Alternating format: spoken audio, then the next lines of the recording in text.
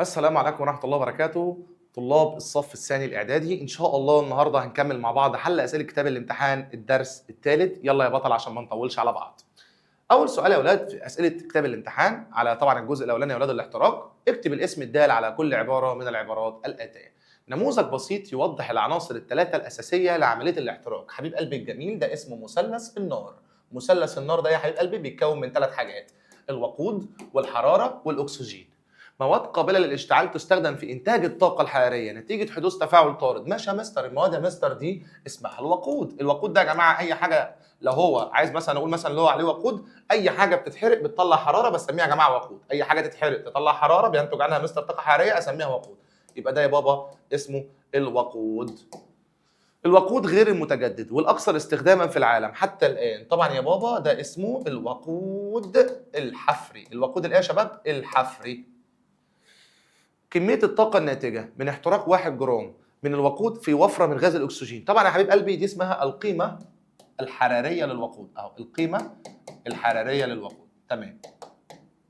اللي بعده يا شباب، اتحاد الوقود بالأكسجين مصحوب غالبا بانبعاث ضوء وحرارة أو كلاهما معا. طبعا يا حبيب قلبي الوقود لما بيتحد يا حبيب قلبي مع الأكسجين يبقى ده يا بابا اسمه الاحتراق. الاحتراق. لهب ينتج من اشتعال خليط وقود غازي او انا اسف وقود غازي واكسجين. طبعا يا جماعه ده لهب بينتج من اشتعال خليط وقود غازي واكسجين. طبعا سيادتك عارف ان ده اللهب اسمه لهب بنزين. لهب بنزين اللي هو طبعا يا جماعه كان ليه لونين، لون اصفر ولون ازرق.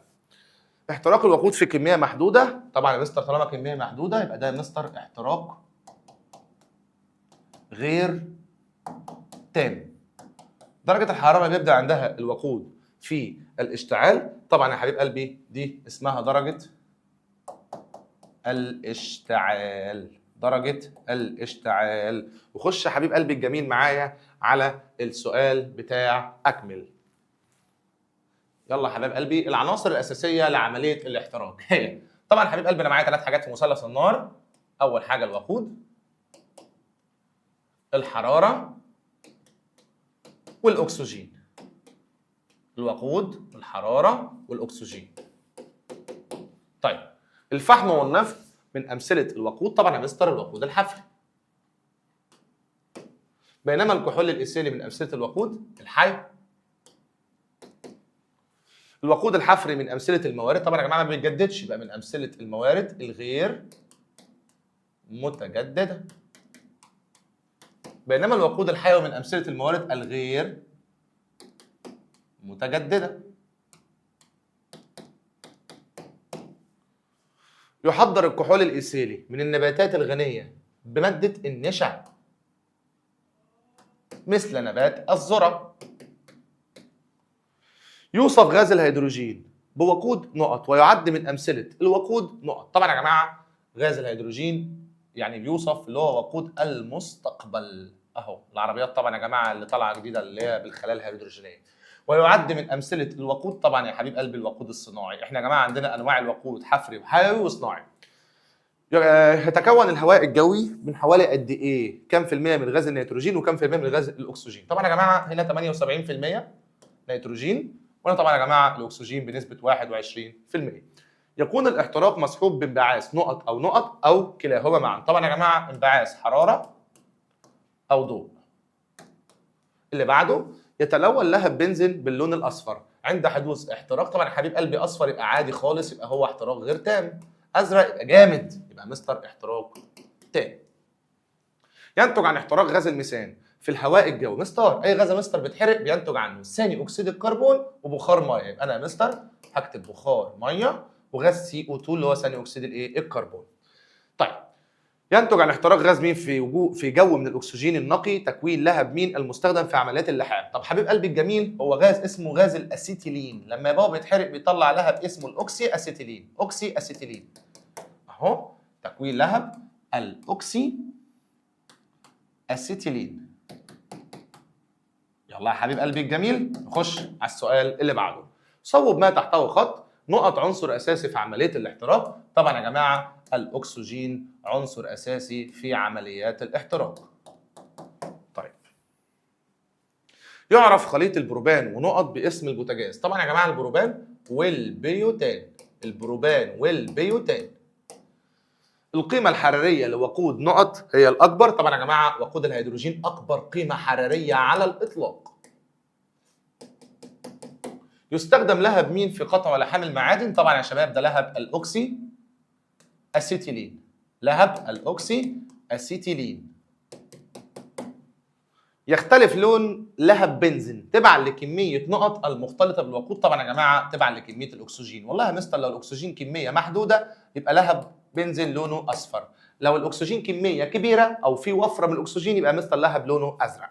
يتصاعد غاز مين عند احتراق جميع أنواع الوقود؟ طبعا يا مستر مفيش غيره، هو غاز ثاني أكسيد الكربون. تمام. يلا يا حبيب قلبي الجميل نخش مع بعض على السؤال اللي بعده.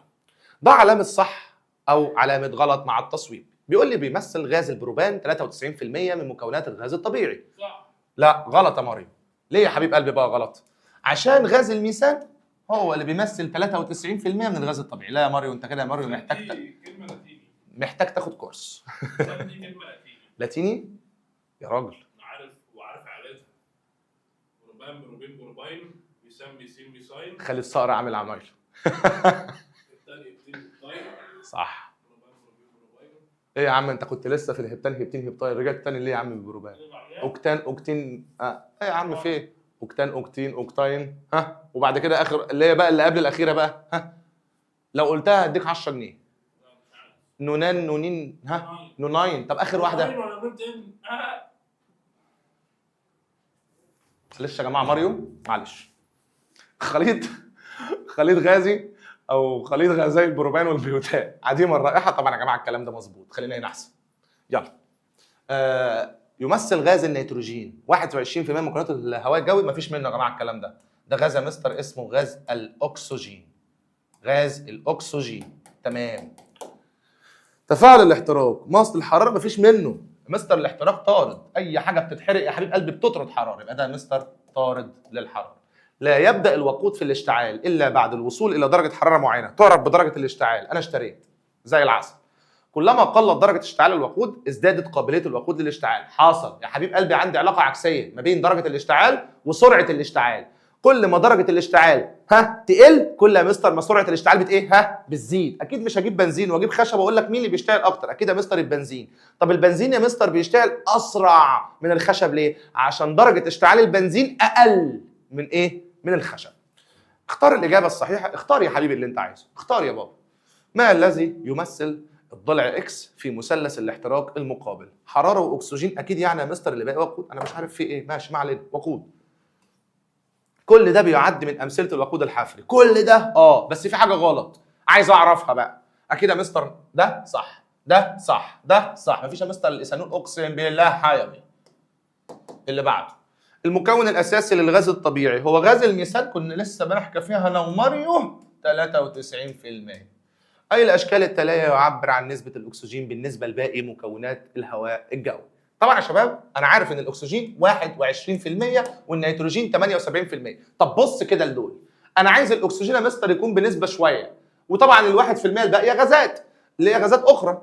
هنا النص يعني يعتبر غلط. هنا يا مستر 21% وهنا صح.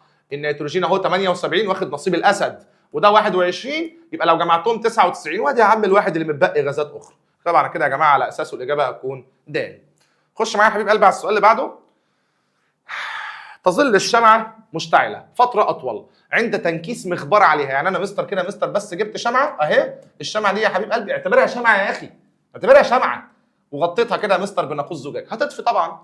تظل الشمعه مشتعله فتره اطول عند تنكيس مخبار عليها مملوء بغاز. طبعا يا جماعه لو انا عايزها تشتعل فتره اطول يبقى يا مستر غاز الاكسجين عشان بيساعد على عمليات الاشتعال. المعادله اللي سيادتك شايفها دي بتوضح الاحتراق التام لوقود هيدروكربوني. يا جماعه هيدروكربوني يعني فيه حرف السي وفيه حرف الاتش زائد الاكسجين. اي حاجه خلقها ربنا فيها كربون وهيدروجين تطلع بخار ميه وثاني اكسيد الكربون وش كده. يبقى اكيد اكس دي وواي ثاني اكسيد كربون وبخار ميه. يلا بينا. طبعا ده اول اكسيد كربون غلط. طبعا ده اول اكسيد كربون غلط. ثاني اكسيد كربون واتش 2 غلط. ثاني اكسيد كربون بخار ميه عسل. تصل درجه حراره احتراق غاز الاسيتيلين في وفره من غاز الاكسجين طبعا يا جماعه بتوصل ل 3000 درجه سليزي، عشان احنا مستر بيطلع منها لهب اسمه لهب الاوكسي اسيتيلين اللي بيستخدم في قطع ولحام المعادن. الاسئله المقاليه يا جماعه احنا لسه قايلينها على فكره، ما المقصود بيه؟ انا لسه قايلها لسيادتك، كل دول اهم عشان بس ما نعيدش تاني يعني نضيع عليك وقت. كل دول اهو يا حبيب قلبي اللي احنا لسه قايلينهم يا بابا. هتلاقي عندك ايه هو الوقود اهو، وهتلاقي عندك ايه هي القيمه الحراريه للوقود، وهتلاقي عندك الاحتراق، كلها يا حبيب قلبي ما المقصود بيه محلوله يعني. ماشي؟ طيب السؤال يا بابا اللي بعد ما المقصود بيه، اذكر اهميه. يلا بينا. اذكر اهميه الكحول الايثيلي او الايثانول. يا عم الحاج يعني بالبلدي كده ممكن استخدمه في 3000 حاجه، بس خلينا في اللي عندنا في المنهج. قال لك ده يضاف الى رقم واحد يا حبيب قلبي، يلا ركز معايا اهي.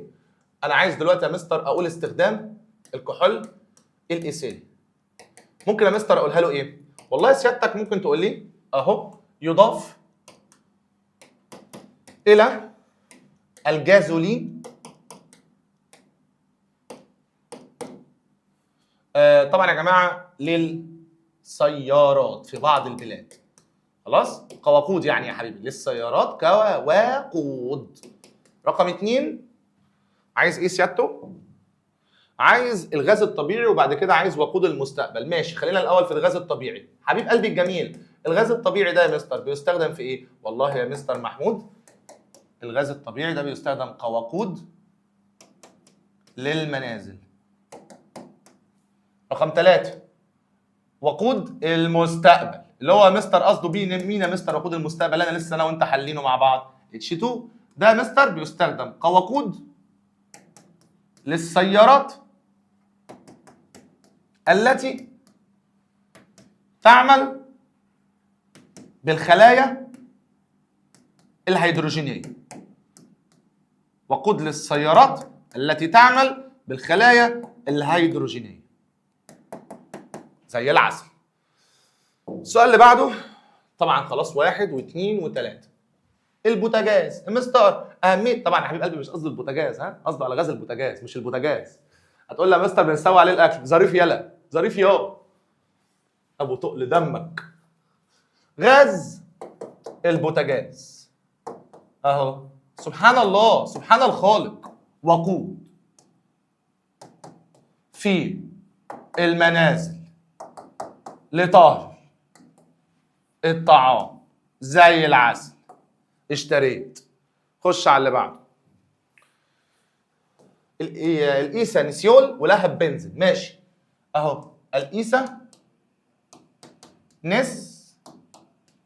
مش عارف الصراحه السبوره مالها، ما علينا.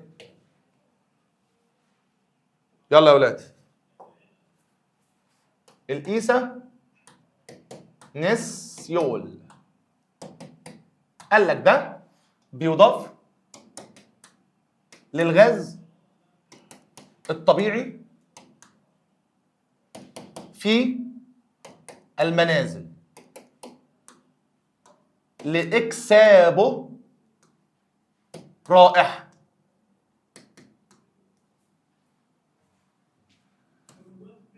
لأخذ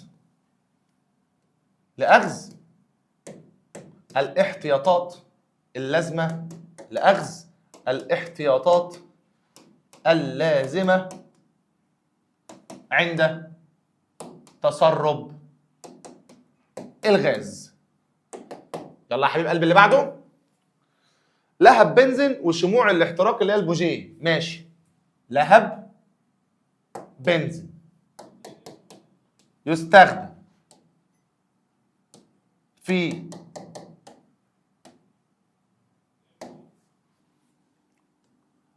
طبعا يا جماعه مصدر حراري اهو، مصدر حراري في المعامل، وطبعا يا شباب المختبرات. معمل يا مستر علوم مثلا، الكلام ده بيبقى يا جماعه عندنا طبعا، والمختبرات. اللي بعده البوجيهات او الشمعه. البوجيه اهو يحدث شراره اهو. طبعا يا جماعه اهي عشان بس ما نطولش على حضراتكم، تحدث شراره بالجازولين اهو، تحدث شراره للجازولين وزي العسل كده. خش يا عم على اللي بعده. لهب الاوكسي اسيتيلين. طبعا يا جماعه قطع ولحام اهو لهب الاوكسي اسيتيلين يستخدم في قطع ولحام المعادن. قطع ولحام المعادن. علل لما ياتي يعد الكحول الايثيلي من الموارد المتجدده. طبعا يا جماعه الكحول الايثيلي من الموارد المتجدده ليه؟ لان يا حبيب قلبي اهو لانه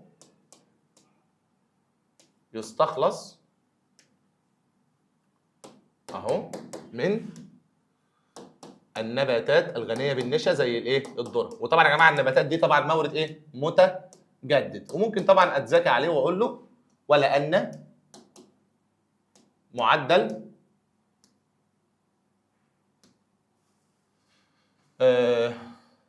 تكوينه اسرع من استهلاكه. يا جماعه بيتجدد بسرعه. اللي بعده يفضل استخدام الوقود الحيوي عن الوقود الحفري. طبعا يا جماعه مش محتاج اكتبها، اصل مستر الوقود الحيوي دي مصدر طاقه ايه؟ ها؟ متجدد، لكن مستر الحفري مصدر طاقه غير متجدد. اللي بعده تضاف نسبه ضئيله جدا من غاز الايثانيسول الى كل من الغاز الطبيعي والبوتاجاز. لسه سيادتك قايلها لك عشان مش هعيدها تاني. الايثانيسول دي يا حبيب قلبي بيعطي الغاز رائحه تشبه رائحه الثوم لاخذ الاحتياطات عند تسرب الوقود. حلو الكلام. انطفاء شمعة من البرافين موضوعة تحت ناقوس زجاجي بعد عدة دقائق. طبعا يا حبيب قلبي اهو لعدم وصول غاز الاكسجين. طبعا يا حبيب قلبي لما انت بتغطي الشمعة الاكسجين طبعا ما بيوصلش، يبقى لعدم وصول غاز الاكسجين اللي بيساعد على عمليات الاشتعال وعمليات الاحتراق. اللي بعده احتراق قطعة من الصوف الفولاذي اللي هو السلك يا حبيب قلبي بتاع الالومنيا اللي ماما بتنظف بيه في مخبار فيه اكسجين نقي اسرع من احتراقها في الهواء. هتقول لي لان تركيز الاكسجين في المخبار اكبر من تركيز الاكسجين في الهواء. يلا تاني عشان تكتبها معايا. لان تركيز الاكسجين في المخبار اكبر من تركيز الاكسجين في الهواء الجوي. يلا يا شباب يتلون لهب بنزين بالوان مختلفه. طبعا يا جماعه دي تبعا لنسبه الاكسجين بيتغير. ازاي؟ والله بقى مستر في الامتحان هكتب موضوع تعبير. لو كانت كميه الاكسجين وفيره هيتلون باللون الازرق، لو كانت كميه الاكسجين محدوده او قليله هيتلون باللون الاصفر. وخش معايا على السؤال السابع. اشتعال عود ثقاب عند احتكاكه بسطح خشن. يا جماعه هقول له لان الاحتكاك يتولد عنه حراره. وطبعا سيادتك عارف ان الحراره من مثلث النار. تحدد درجه الاشتعال او بتحدد درجه الاشتعال مدى خطوره الوقود لانه اهو كلما قلت درجة الاشتعال كلما زادت سرعة الاشتعال. وطبعا في الامتحان سيادتك تروح رازع له في وشه والعكس صحيح. تمام. السؤال اللي بعده بيقول لك استخدام البوجيهات في السيارات. لسه يا جماعه والله العظيم قايلين قال لك عشان البوجيه بيحدث شراره ناتجه عن الجازولين او في الهواء يا جماعه مع الجازولين. فطبعا يا جماعه بستخدمها. يبقى ده لسه اصلا كنت تحليلها اصلا معاك في اذكر اهميه. يستخدم لهب. طبعا يا جماعه ده طبعا بينتج طبعا عنه حراره فطبعا بستخدمها في العربيه. يستخدم لهب الاوكسي استرين في قطع لحام المعادن. طبعا يا جماعه لانه بيطرد طبعا حراره مقدارها قد ايه؟ ها 3000 درجه سيليزيوس كده زي العسل. اللي بعده ماذا يحدث عند اشعال شمعة برافين ووضعها تحت ناقوس زجاجي؟ طبعا يا شباب انا كده منعت عنها الاكسجين فطبعا الاجابه هتبقى تنطفئ لعدم وجود اكسجين. اللي بعده اشتعال الوقود الغازي في كميه محدوده من غاز الاكسجين في لهب بنزين. مستر بيقول لك كميه محدوده وبيقول لك يا مستر لهب بنزين يبقى هتقول لي يتلون باللون الاصفر زي العسل. خش على اللي بعده. احتراق الهيدروكربونات في الهواء. هتقول لي يا مستر بينتج عنها بخار ميه وثاني اكسيد الكربون. خش على السؤال اللي بعده. احتراق غاز الاسيتيلين احتراق تام في وجود وفره من غاز الاكسجين. يا مستر ده بينتج اهو لهب الاوكسي اسيتيلين اللي بيستخدم في قطع ولحام المعادن. يبقى يا جماعه بينتج لهب الاوكسي اسيتيلين. وهتكمل انت اللي بيستخدم في قطع ولحام المعادن. طبعا ده بيقول لك قارن بين الوقود الحفري والوقود الحيوي والوقود الصناعي من حيث الامثله والاستخدام. يا عم خلاص بقى، ما احنا عرفنا. الوقود الحافي يا مستر امثلته فحم، الوقود الحيوي يا مستر مثل الايثانول اللي هو طبعا يا جماعه مستخلص من الذره اللي هو الكحول. الوقود الصناعي يا مستر ده طبعا زي غاز الهيدروجين، ده طبعا يا مستر وقود للسيارات اللي بتعمل بالايه؟ بالخلايا الهيدروجينيه. يا مستر الايثانول ده مستر بيضاف على الجازولين في بعض البلدان كوقود للسياره. يا مستر مثلا ممكن تقول لي استخدام مثلا الفحم، استخدام مثلا البنزين، استخدام مثلا الغاز الطبيعي، قول بقى زي ما انت عايز.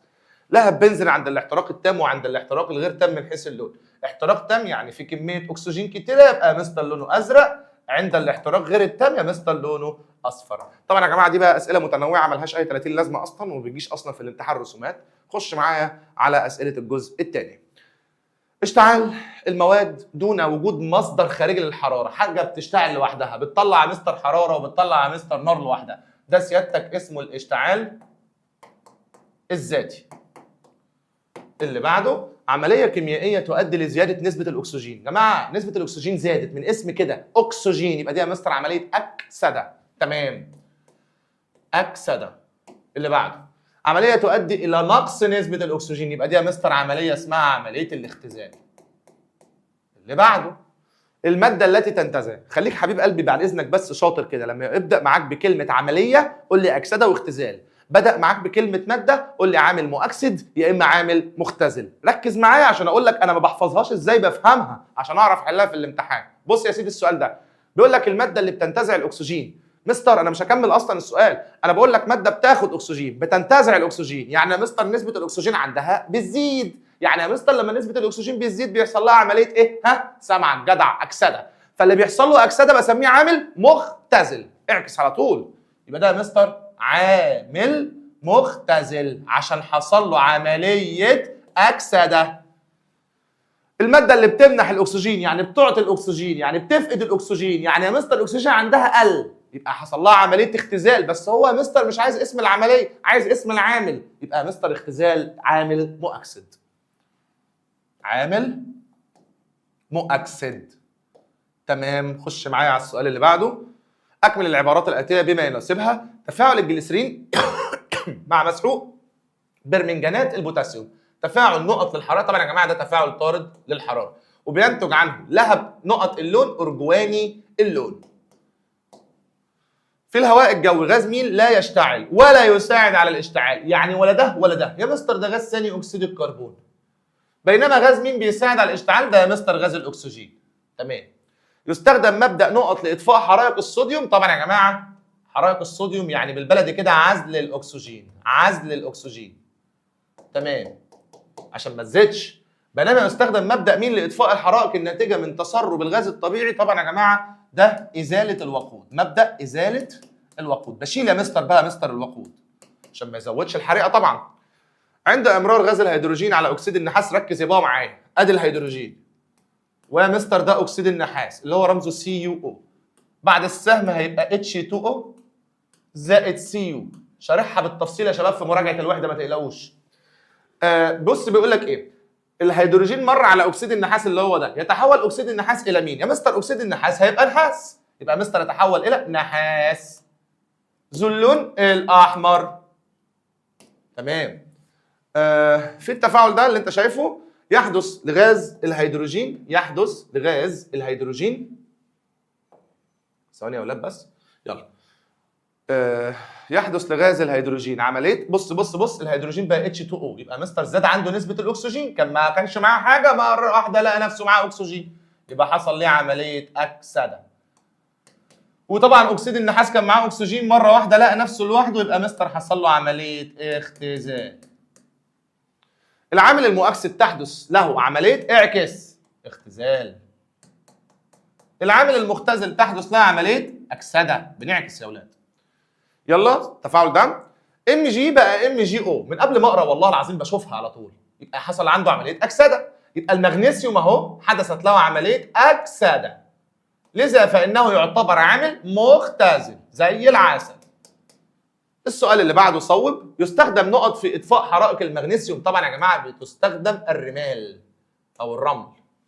يستخدم في طفايات الحرائق غاز مين لعزل الحرائق عن الهواء. طبعا يا جماعه بستخدم غاز ثاني اكسيد الكربون. اوعى حد يقول الاكسجين، انت هتزودها كده. التفاعل ده يقوم مين بدور العامل المؤكسد؟ بالراحه. عامل مؤكسد يعني حصل له عمليه اختزال. بص سهله ازاي؟ اختزال يعني الاكسجين قل. مين هنا يا بابا اللي الاكسجين عنده قل؟ اهو. يبقى ده يا مستر بيكون اكسيد النحاس. اكسيد النحاس. ده علامه صح او علامه غلط. بيشتعل القش في المناطق الريفيه اشتعال غير ذاتي. ازاي يعني؟ اشتعال ذاتي. غلط. تمام يا شباب؟ يلا اللي بعده. يتم اغلاق محابس الغاز عند حدوث الحرائق. طبعا يا جماعه بيقول لي لعزل الاكسجين. يا عم الحاج انا بغلق محابس الغاز عشان اعزل الاكسجين؟ اكيد لا يعني. طبعا يا جماعه لحجز مين؟ الوقود. او لعزل مين؟ الوقود. يتميز الماء بانخفاض حرارته النوعيه. الراجل ده كذاب يا مستر. الميه بتتميز بارتفاع الحراره النوعيه. كثافه البترول اكبر من كثافه الماء. كذاب. اقل. الاكسده والاختزال عمليتين منفصلتين. غلط. متلازمتين بيحصلوا في نفس الوقت.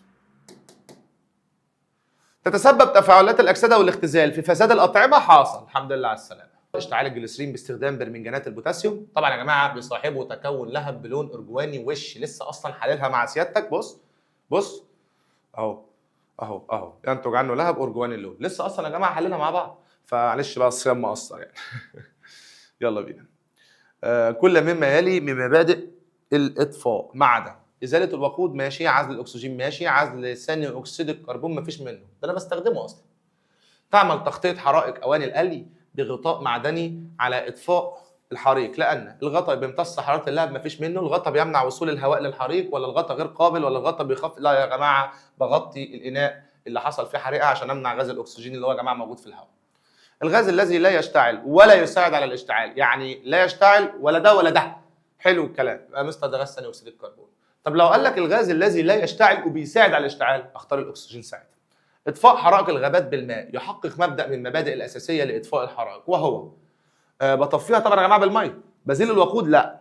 عزل الاكسجين ولا التبريد ولا عزل ثاني اكسيد الكربون؟ طبعا يا جماعه احنا بنستخدم اطفاء الحرائق الغابات بالميه عشان حصل عمليه ايه؟ تبريد.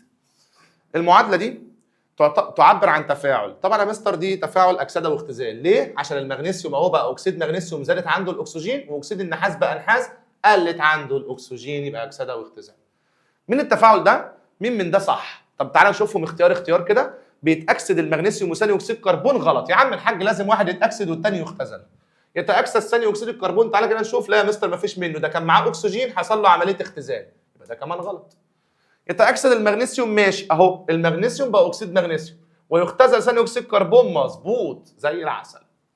في التفاعل اللي انت سيادتك شايفه ده ماشي، ما الماده اللي حدثت لها عمليه اكسده واضحه وضوح الشمس. ده كان لوحده زاد عنده اكسجين يبقى حصل له عمليه اكسده. طب ده مين؟ المغنيسيوم. فين المغنيسيوم؟ اهو. اللي بعده. ما العامل المؤكسد في هذا التفاعل؟ يا عم الحاج عامل مؤكسد للمره مليون. بص انا بعرفها ازاي. عامل مؤكسد يعني يا مستر حصل له عمليه اختزال. ادور بقى على الماده اللي قل عندها الاكسجين. مين يا بابا اللي قل عنده الاكسجين؟ اكسيد الرصاص اهو. يبقى ده عامل مؤكسد زي العسل. فين يا مستر؟ BbO2 اهو. المعادله الاتيه تعبر عن تفاعل. ثانيه كده. ده تفاعل احتراق اهو اكسده فقط ولا اختزال فقط ولا احتراق فقط ولا احتراق واكسده واختزال؟ طب تعالى كده يا حبيب قلبي الجميل نشوف. لا يا مستر هو ده اهو CH4 ماشي زي العسل. هو يا مستر احنا مش قلنا ان الاكسده هي عمليه زياده نسبه الاكسجين ونقص نسبه الهيدروجين؟ اهو ده كان معاه السي دي كان معاها اتشات كتير، مره واحده لقت نفسها لوحدها. ده زاد عنده صح الكلام؟ طيب يبقى ده اهو ده قلت يا حبيب قلبي عنده نسبه الاكسجين. يبقى مستر حصل له عمليه ايه؟ انا اسف قلت عنده يا جماعه نسبه الهيدروجين. يبقى مستر حصل له عمليه ايه؟ اكسده. فطبعا يا جماعه احتراق واكسده واختزال عشان السهم طبعا ده بيمثل احتراق. الاسئله المقاليه طبعا يا جماعه احنا لسه قايلين الاشتعال الذاتي وعمليه الاكسده وعمليه الاختزال والعامل المؤكسد والعامل المختزل. اقسم بالله العلي العظيم اهو. فطبعا يا جماعه مش هنضيع فيهم وقت تاني. طيب ما المقصود؟ خلاص. اذكر اهميه طفايات الحريق. يا جماعه بقى سهله قوي. طفايات يا مستر الحريق تمنع او بص يا حبيب قلبي تمنع زياده الحرائق وتمنع الاشتعال والكلام ده كله.